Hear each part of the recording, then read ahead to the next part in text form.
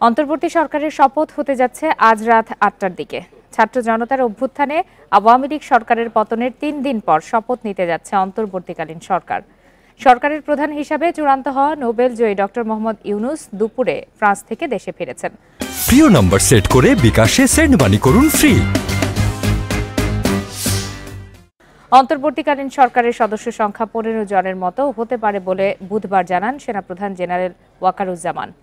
বৈষম্য বিরোধী ছাত্র আন্দোলনের সমন্বয়ক আসিফ মাহমুদ তার ফেসবুক হ্যান্ডেলে জানান, ডক্টর ইউনূসের নেতৃত্বে সুশীল সমাজ, শিক্ষক, ছাত্র, সংখ্যালঘু, ক্ষুদ্র নৃগোষ্ঠী ও আলেম সমাজের প্রতিনিধিত্ব নিশ্চিত করেই গঠিত হবে অন্তর্বর্তীকালীন সরকার।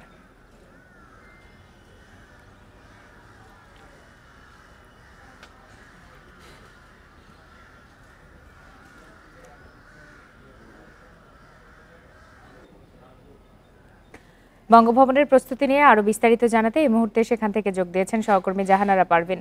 পারভিন, বঙ্গভবনে এই মুহূর্তে কি ধরনের প্রস্তুতি চলছে এবং যতদূর আমরা জানি যে শপথ অনুষ্ঠানটি হতে যাচ্ছে রাত ৮টায়, সেক্ষেত্রে ২ ঘন্টার মতো বাকি আছে।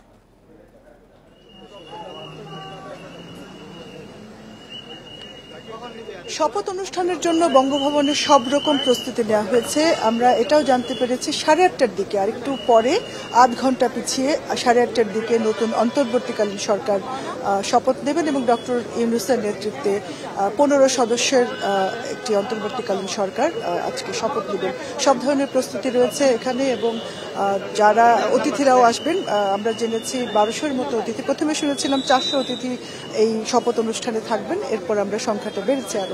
এখানে আমি একটু পরিবেশটা দেখিয়ে দিতে চাই। বঙ্গভবনের চারপাশে নিরাপত্তা জোরদার করা হয়েছে, সেনা সদস্যরা দায়িত্ব পালন করছেন।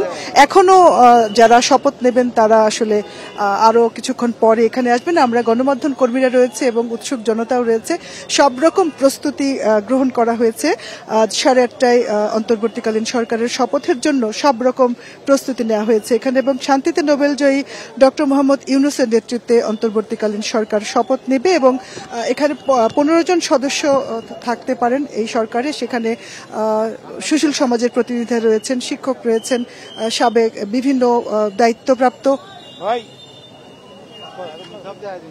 দায়িত্বপ্রাপ্ত বিভিন্ন সেক্টরের গুরুত্বপূর্ণ গুণীজনরা এই সরকারে থাকবেন এবং যেটা জানতে পেরেছি ছাত্রদের মধ্যে যারা বৈষম্য বিরোধী ছাত্র আন্দোলন করেছে তাদের মধ্যেও ২-১ জন সদস্য থাকতে পারেন, নারী সদস্যও থাকতে পারেন।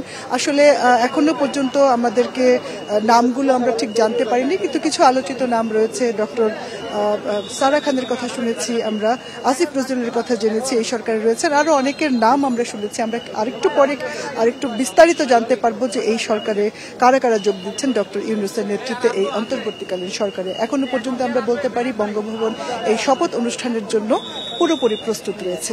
জানার পারবেন, আপনাকে অনেক ধন্যবাদ।